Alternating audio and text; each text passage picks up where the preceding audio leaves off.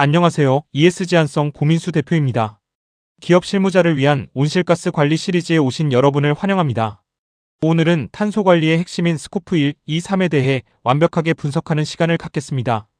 최근 ESG 공시와 기후 변화 대응이 기업의 생존과 직결된 경영 전략으로 떠오르면서 이제는 온실가스를 단순히 배출하는 단계를 넘어 이를 어떻게 측정하고 체계적으로 관리하느냐가 중요해졌습니다. 오늘 강의에서는 배출원을 식별하는 방법부터 우리 기업의 경계를 어디까지 설정해야 할지, 그리고 전체 배출량의 대부분을 차지하는 가치사슬, 즉 스코프 3를 어떻게 관리할지에 대한 전략을 실무 중심으로 상세히 다루겠습니다. 2026년 7월 최신 GHG 프로토콜 개정 사항과 가이드를 반영하여 준비했으니 차근차근 따라와 주시기 바랍니다. 본격적으로 강의를 시작하기 전에 우리가 왜 이 교육을 들어야 하는지, 그리고 누가 이 내용을 꼭 알아야 하는지 짚어보겠습니다. 혹시 여러분의 회사에서 탄소 배출량이 정확히 얼마인가라는 질문을 받았을 때 명확한 기준 없이 막막하셨던 적 있으신가요? 스코프는 단순히 숫자를 더하는 것이 아니라 전 세계가 약속한 공통 언어입니다. CSRD나 ISSB 같은 글로벌 공시 기준에서 요구하는 데이터를 산정할 때 경계를 잘못 설정하면 배출량이 누락되거나 중복되어 데이터 신뢰도가 바닥으로 떨어지게 됩니다. 특히 많은 기업에서 배출량의 70%에서 95%가 바로 스코프 3에서 발생한다는 점을 알고 계셨나요? 따라서 인벤토리를 처음 구축하는 실무자나 공시 담당자 혹은 원청사로부터 데이터 제출 요구를 받는 분이라면 이번 15분 강의가 큰 길잡이가 될 것입니다. 이 강의는 총 3단계로 구성되어 있으며 여러분의 실무 고민을 명쾌하게 해결해 드리겠습니다. 이번 강의를 모두 마치고 나면 여러분은 4가지 실무 능력을 갖추게 됩니다. 첫째, 우리 기업의 복잡한 활동을 스코프 1, 2, 3과 15개 세부 카테고리로 정확히 분류할 수 있습니다. 둘째, 조직과 운영 경계를 근거 있게 설정하여 외부 감사를 대비할 수 있습니다. 셋째, 가치사슬 내에서 탄소 배출이 가장 심한 핫스팟을 찾아내어 감축 우선순위를 정할 수 있고, 마지막으로 이 모든 과정을 데이터 관리표와 증빙 기록으로 남겨 추적성을 확보할 것입니다. 그냥 열심히 줄이자는 구호가 아니라 실제로 데이터 기반의 탄소 경영을 가능하게 만드는 과정입니다. 준비되셨나요? 강의의 흐름을 파악하셨다면 왜 지금 우리가 스코프라는 개념에 주목해야 하는지 그 본질부터 살펴보겠습니다. 강의 목차를 한눈에 정리해드립니다. 파트 0에서는 왜 지금 모든 기업이 스코프를 말하는지 그 배출 구조를 이해하고, 파트 1에서는 배출원을 식별하는 방법과 15개 카테고리를 실전에 적용하는 법을 배웁니다. 가장 질문이 많은 파트 2, 조직 경계와 운영 경계 설정법을 다루고 핵심인 파트 3 가치사슬 탄소 관리 전략으로 이어집니다. 마지막으로 최신 동향을 요약하며 다음 행동까지 제안해 드릴 텐데요.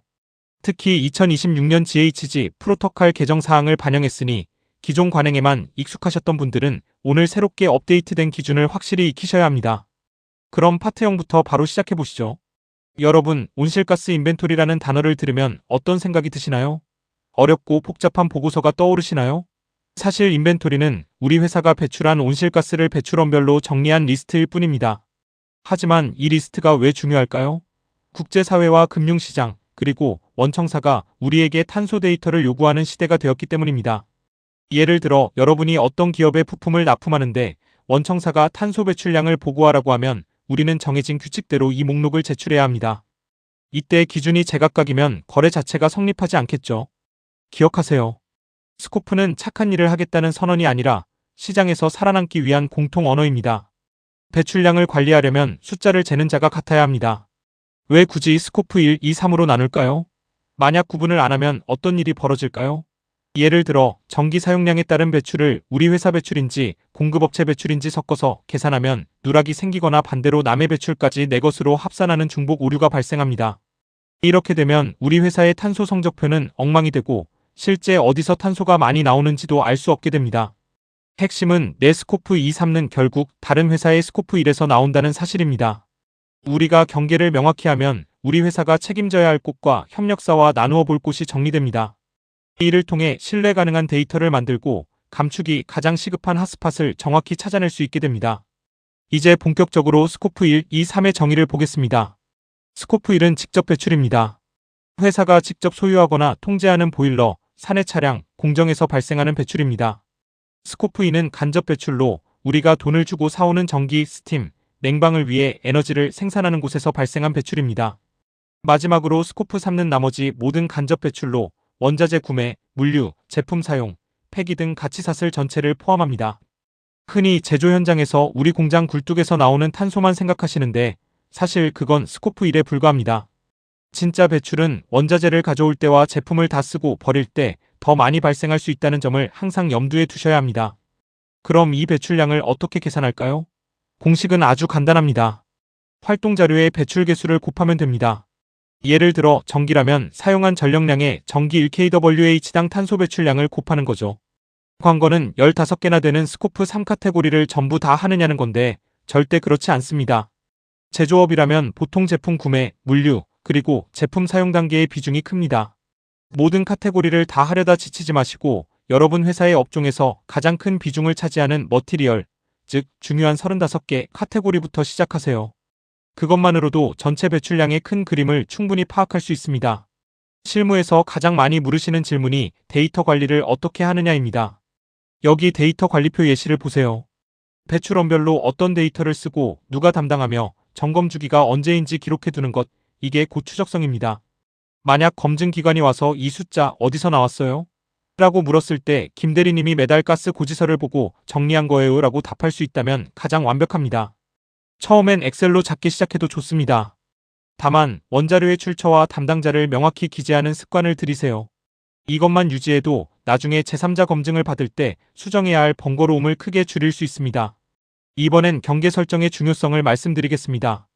경계가 모호한 회사는 매년 기준이 바뀌어 연도별 비교가 불가능합니다.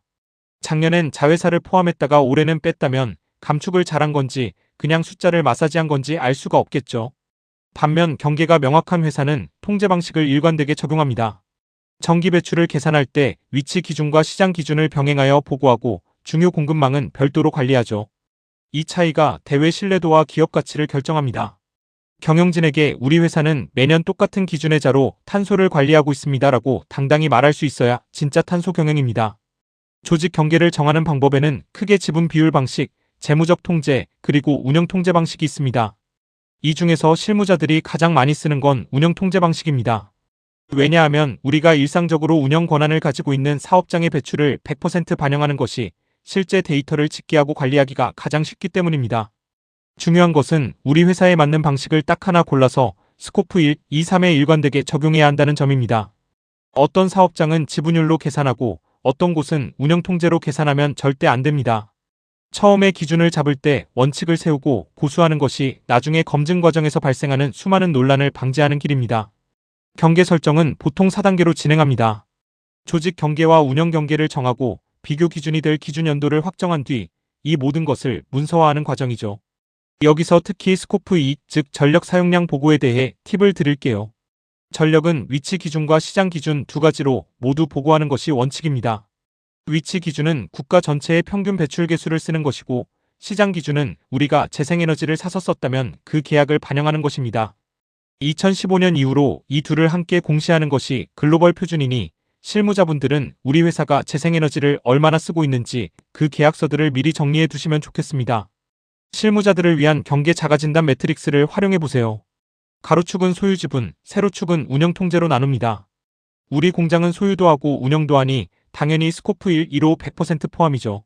하지만 우리가 운영만 맡은 사업장이나 반대로 우리가 투자만 한 사업장은 어떻게 할까요? 이 매트릭스를 대입해보면 고민이 쉽게 풀립니다. 통제 방식을 먼저 정하면 사업장별로 어떻게 보고해야 할지가 자동으로 정리됩니다. 복잡한 의사결정 과정을 이 매트릭스 하나로 단순화해 보세요. 실무의 효율성이 훨씬 높아질 겁니다. 자, 이제 왜 스코프 3, 즉 가치사슬 관리가 핵심인지 살펴보겠습니다. 화면의 그래프를 보세요. 제조기업의 배출 구성을 보면 스코프 1과 2를 합쳐봐야 겨우 20% 내외입니다. 나머지 80%가 다 어디에 있을까요? 바로 여러분의 공급망, 제품 사용 단계 같은 스코프 3에 있습니다. 그런데 우리는 맨날 우리 공장 굴뚝만 줄이려고 애쓰고 있죠. 핵심은 우리 공정망 개선에서는 탄소 중립 목표 달성이 불가능하다는 겁니다. 게다가 EU CSRD 같은 규제들은 이제 기업들에게 공급망까지 다 파악해서 가져와라고 압박하고 있습니다. 투자자나 원청사가 데이터 제출을 요구할 때 우리는 몰라요라고 답할 수 없는 시대가 된 것이죠. 그럼 스코프 3를 다 관리하려면 15개 카테고리를 다 해야 할까요? 아닙니다. 업종별 핫스팟에 집중하세요. 제조 소재 기업이라면 원자재 구매와 물류, 폐기 단계가 중요하고 전자자동차 기업은 제품 사용 단계의 에너지 효율이 가장 큽니다. 핵심은 15개 중 상위 35개 핫스팟을 찾는 겁니다. 보통 지출 금액이 크거나 물량이 많은 곳이 핫스팟일 가능성이 큽니다. 여러분의 회사에서 가장 큰 돈이 나가는 곳이 어디인가요? 구매팀과 물류팀 자료를 먼저 확보하세요.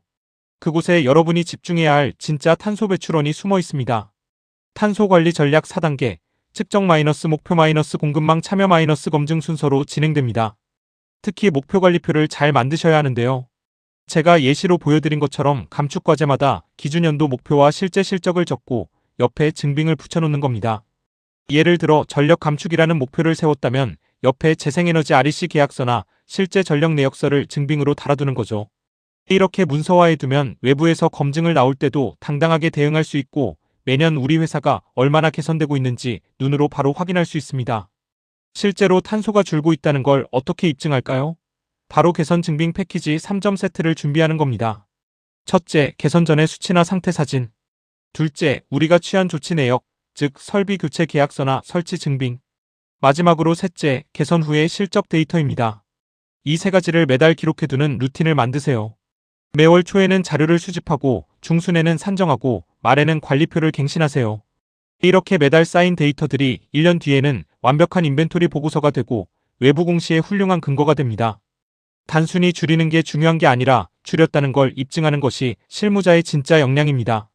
2026년 기준 최신 동향을 짧게 정리하겠습니다. GHG 프로토콜 스코프 3 기준이 개정 작업 중인데 핵심은 공급사로부터 받은 실측 데이터를 훨씬 더 중요하게 보겠다는 겁니다. 이제는 추정치로 대충 떼우는 시대는 끝났습니다. 스코프 2 지침도 시장 기준 산정 방식을 두고 논의가 많고요. EU CSRD는 물론 ISSB까지 가세하면서 전 세계적으로 스코프 3 포함 공시가 필수화되고 있습니다. 여러분이 지금 하고 있는 탄소 관리는 글로벌 스탠다드를 따라가는 가장 앞선 작업임을 자부하셔도 좋습니다. 다만 모든 것은 지금 계속 개정 중인 만큼 항상 최신 기준을 확인하는 습관을 들이셔야 합니다. 마지막으로 문서 3종과 SSOT 개념만 가져가세요. 인벤토리 보고서, 산정 근거 문서, 그리고 검증 증빙 패키지, 이 세 가지가 여러분의 탄소 관리 자산입니다. 여기서 중요한 건 SSOT, 즉 단일 데이터 원천입니다. 자료가 여기저기 흩어져 있으면 안 됩니다.